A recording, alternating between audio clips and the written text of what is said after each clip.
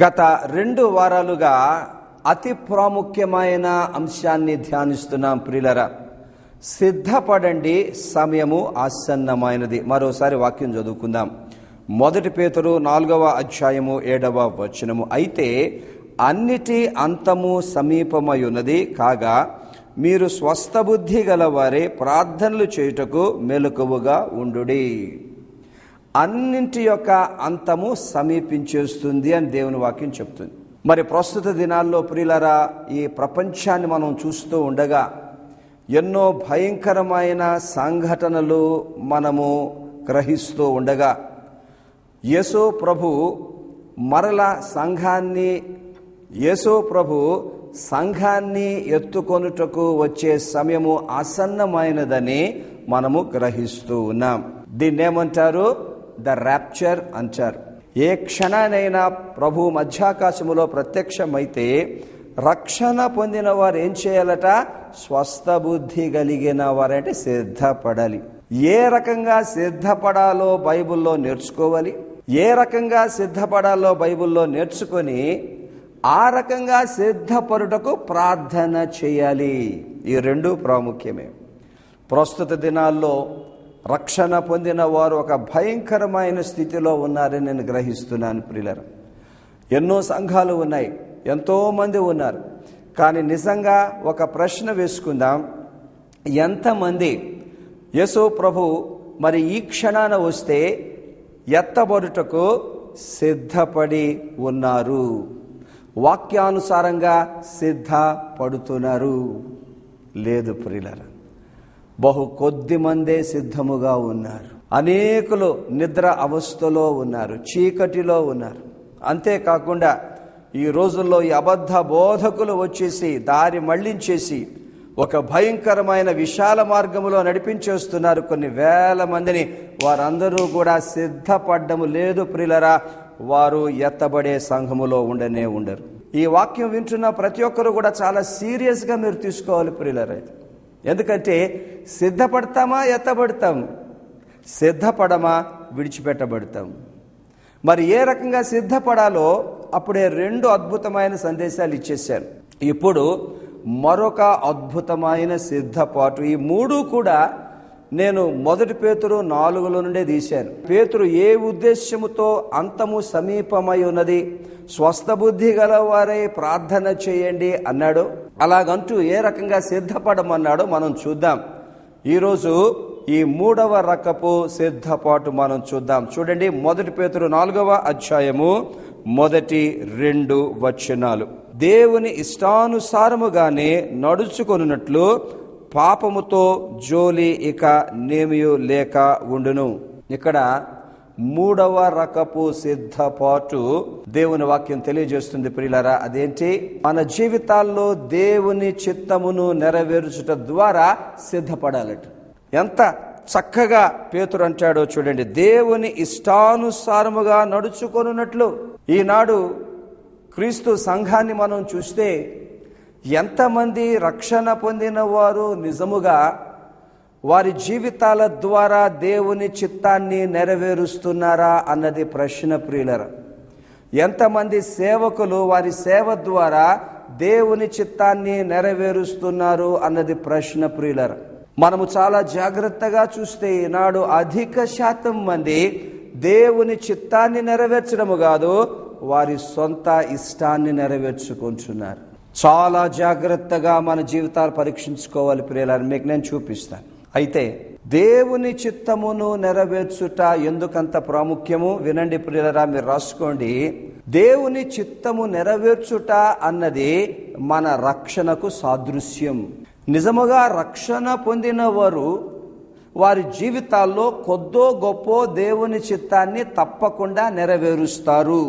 యేసు ప్రభు అకస్మాత్తుగా ప్రత్యక్షమైనప్పుడు నేను కూడా ఎత్తబడతాను అని ఎవరన్నా చెప్పగలగాలి అనంటే నేను దేవుని చిత్తాన్ని నెరవేరుస్తున్న వ్యక్తినై ఉండాలి. ఈ రోజుల్లో చాలా మందికి ఇంకా రక్షణ అర్థం కాలేదు ప్రియులారా. రక్షణ అంటే నేను దేవుని ఎలా వాడుకోగలను అన్నది అర్థమవుతున్నది. ఆ మేరకు బోధకులు కూడా బోధిస్తున్నారు. కానీ అసలైన రక్షణ ఏంటి ప్రియులారా? అసలైన రక్షణ అనగా యేసు ప్రభు శిలువ రక్తములో కడగబడి క్షమింపబడి దేవుని బిడ్డగా స్వీకరింపబడి ఆ పిమ్మట మన జీవితములో దేవుని చిత్తమును నెరవేర్చుట. అందుకే పరలోకపు ప్రార్థనలో కూడా యేసు ప్రభు ఇదే చెప్పారు. పరలోకమందు నా చిత్తము నెరవేరినట్లు భూమి మీద కూడా నెరవేరునట్లు ప్రార్థన చేయండి. ఎప్పుడు పరలోక ప్రార్థన చెప్పినా ఈ భూలోకములో దేవుని చిత్తాన్ని నేను నెరవేరుస్తానన్న వాగ్దానాన్ని దేవునికి మనం చేస్తున్నామన్న సంగతి ఎప్పుడు మర్చిపోకూడదు ప్రియులారా. ఇంకొక మాట కూడా మీరు వినండి, ఇది చాలా ప్రాముఖ్యమైన మాట. నిజంగా యేసు ప్రభువునకు సంబంధించిన వారు ఎవరు? యేసు ప్రభువుతో ఒక బాంధవ్యము కలిగిన వారు ఎవరు? మత్తయి సువార్త 12:50 మీరు చూస్తే అక్కడ ప్రభు అంటారు, నా పరలోకపు తండ్రి చిత్తాన్ని చెయ్యువారే నా తల్లి, నా తండ్రి, నా సహోదరుడు, నా సహోదరి. అంటే రిలేషన్షిప్. ఎవరైనా సరే నా తండ్రి చిత్తాన్ని చేయకపోతే వారికి నాకు సంబంధం లేదు. ఎంత భయంకరమైన పరిస్థితి ప్రియులారా. ఆ పరలోకపు తండ్రి చిత్తాన్ని నెరవేరుస్తారో వారికే యేసు ప్రభువుతో ఒక రక్షణ బాంధవ్యం ఉన్నది. దైవ చిత్తాన్ని నెరవేర్చని వారితో ఆయనకంటూ ఒక బాంధవ్యము లేదు. ఇంకో మాట కూడా బైబిల్లో ఉన్నది, ఇది మీకు నేను చదివి వినిపిస్తాను. 1 యోహాను 2:17 లోకమును దాని ఆశయు గతించిపోవచ్చున్నది గాని దేవుని చిత్తమును జరిగించువాడు నిరంతరము నిలుచును. ఎంత బ్యూటిఫుల్ అండి. మనసంతా ఈ లోక సంబంధమైన వాటి మీదే పెట్టి దేవుని చిత్తాన్ని ఉల్లంఘిస్తే వారు నిరంతరము జీవించరు. ఎంత చక్కగా వాక్యం అంటుందో చూడండి. దేవుని చిత్తమును జరిగించు వారు నిరంతరము నిలిచెదరు. ఒక్కసారి మన జీవితాలు పరీక్షించుకొని, చాలా సీరియస్ మ్యాటర్. అకస్మాత్తుగా ప్రభు వచ్చారనుకోండి, ఎవరైతే నిజంగా వారి జీవితాల్లో దేవుని చిత్తాన్ని నెరవేరుస్తున్నారో వారే ఎత్తబడతారు. రండి ప్రియులారా, ముందుకు వెళ్దాం.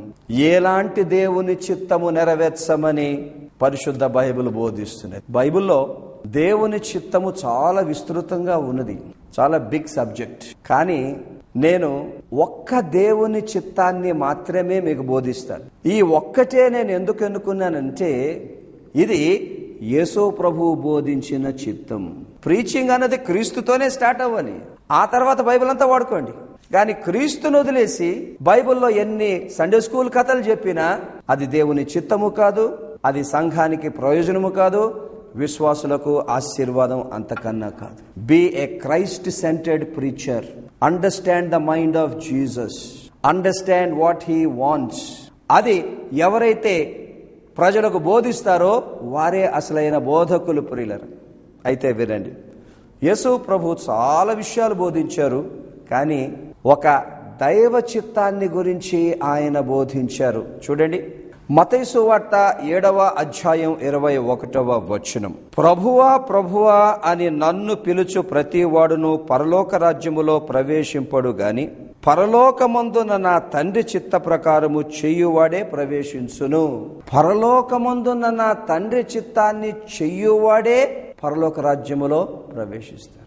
ఈ వచనములో ఒక అమూల్యమైన మాట చాలా మంది మిస్ చేస్తారు ప్రియులరా. ఏంటది?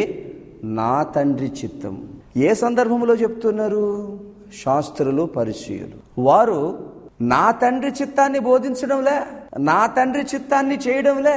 వారి స్వార్థం కొరకు, వారి ఇష్టము కొరకు, వారి ప్రయోజనాల కొరకు మతాన్ని అడ్డం పెట్టుకొని ప్రజలను కొల్లగొట్టి వారిని దుర్వినియోగము చేసి వారిని మోసపు మాటలతో మోసగించి తప్పుడు మార్గాల్లో నడిపించి వారు నా తండ్రి చిత్తాన్ని నెరవేర్చడంలే, వారి చిత్తాన్ని నెరవేర్చుకుంటున్నారు. ఈ రోజుల్లో జరగడం లేదా? ఇదే జరుగుతుంది. చాలా మంది బోధకులు నా తండ్రి చిత్తాన్ని నెరవేర్చడం లేదు, వారి సొంత ఇష్టాన్ని నెరవేర్చుకుంటున్నారు. మనుషులు ఇష్టపడే మాటలు చెప్తున్నారు. దురద చెవులు కలిగి ప్రజలు ఏదైతే కావాలని ఎగబడుతున్నారో అవి బోధిస్తున్నారు. ఏమైపోతుంది ప్రియులరా? ఆనాటి శాస్త్రులు, పరిచయులకు ఈనాటి అబద్ధ బోధకులకు ఏమీ తేడా లేదు. అట్టి వారితో యేసు ప్రభు ఏమంటున్నారో మీరు చాలా జాగ్రత్తగా వినండి. 22వ అప్పుడు అనేకులు నన్ను చూచి ప్రభువా ప్రభువా మేము నీ నామున ప్రవచింపలేదా, నీ నామున దయ్యములను వెళ్ళగొట్టలేదా, నీ నామున అనేకమైన అద్భుతములు చేయలేదా ఆనాడు శాస్త్రులు పరిచయలు ఏమన్నారు, ఇప్పుడు ఇదే అంటున్నారు అందరూ. ఏమంటున్నారు చాలా మంది బోధకులు, మా సేవంతా కూడా నీ పేరున ప్రవచించడం, నీ పేరున దయ్యాలు వెళ్ళగొట్టడం, నీ పేరున అద్భుతమైన కార్యాలు చేయడం, స్వస్థత కార్యాలు చేయడం. నేటికి ఇదే ఎక్కువ కనబడుతుంది. శాస్త్రులు పరిశీలతో యేసుప్రభు ఏమన్నారు, ఇప్పుడు ప్రస్తుతం ఈ తప్పుడు బోధకులతో యేసుప్రభు ఏమంటున్నారో చూడండి. 23వ వచనం, అప్పుడు నేను మిమ్మును ఎన్నడూనూ ఎరుగను, అక్రమము చేయు వారులారా నా యొద్ద నుండి పొండని వారితో చెప్పుదును. ఇక్కడ యేసుప్రభు ఏమంటున్నారు ప్రియులారా, నా చిత్తములో చాలా ఉన్నాయి, కానీ నా చిత్తములో ఏది ప్రాముఖ్యమో అది బోధించండి. నా చిత్తములో ఏది నాకు ప్రథమమో అది మీరు చేయండి. ఏదైతే నా చిత్తములో ఏది అతి ప్రాముఖ్యమో అది చేయకుండా జీవితకాలమంతా స్వస్థతలు, జీవితకాలమంతా ఆశీర్వాదాలు, జీవితకాలమంతా సూచక క్రియలు మీరు చేస్తే మీరెవరో నేను ఎరుగను. ఒక మాట చెప్తున్నాను ప్రేమతో, అట్టివారు ఎలాంటి భయంకరమైన తీర్పులోనికి వస్తారో వారిని వెంబడించేవారు కూడా వస్తారు. రండి ప్రియులారా, ముందుకెళ్దాం. యేసు ప్రభు మనస్సులో దేవుని చిత్తానికి సంబంధించిన అతి ప్రాముఖ్యమైనది ఏంటి? 24వ వచనములో ఉన్నది. అదే కాంటెక్స్ట్ లో ఉంటది అంతా. ఈ నా మాటలు విని, యేసు ప్రభు మనస్సులో అతి ప్రాధాన్యమైన దేవుని చిత్తం ఏంటో తెలుసా? ఆయన బోధించిన మాటలు. ఎక్కడ దొరుకుతాయి మనకి? మత్తయి 5, 6, 7, 4 సువార్తలంతట్లో దొరుకుతాయి. రక్షణ పొందిన బోధకులైనా, సేవకులైనా, విశ్వాసులైనా ప్రప్రథమంగా వారి జీవితములో నా మాటలు నెరవేర్చుట ద్వారా ఎత్తబడే సంఘములో ఉండుటకు సిద్ధపడాలి. This is it. రక్షణ పొందిన వారు యేసు ప్రభు బోధలు అనుసరించాలి. ఎవరైతే యేసు ప్రభు బోధలు అనుసరిస్తారో వారే రక్షణకు సాదృశ్యం చూపిస్తున్నవారు. ఆ బోధలు ఎవరైతే అనుసరిస్తారో వారికే యేసు ప్రభుతో ఒక బాంధవ్యం ఉన్నది. ఆ బోధలు ఎవరైతే అనుసరిస్తారో వారే నిరంతరము నిలుస్తారు, జీవిస్తారు. రక్షణ అన్నది వ్యక్తిగతం ప్రియులారా. ఎవరి రక్షణకు వారే బాధ్యులు.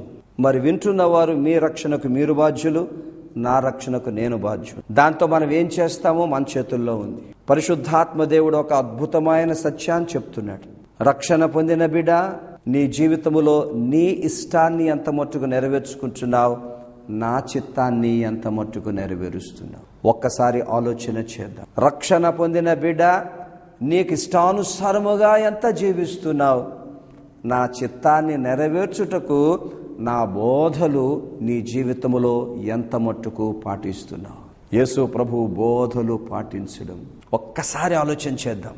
ఇన్ని సంవత్సరాలు క్రీస్తు సంఘములో ఉన్నాం, ఇన్ని సంవత్సరాలు రక్షణలో ఉన్నాం, ఇన్ని సంవత్సరాలు నేను క్రీస్తులో ఉన్నాను.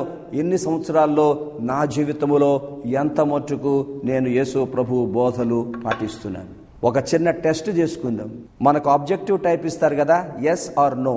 మత్తయి 5, 6, 7 చదవండి ఒకసారి. చదివి ఒక్కొక్క వచనం చదివి ఒక పేపర్ రాసుకొని, ఆత్మ విషయమై దీనులైన వారు ధన్యులు, నేను ఆత్మ విషయమై దీనత్వం కలిగి ఉన్నానా లేదా, ఎస్ ఆర్ నో.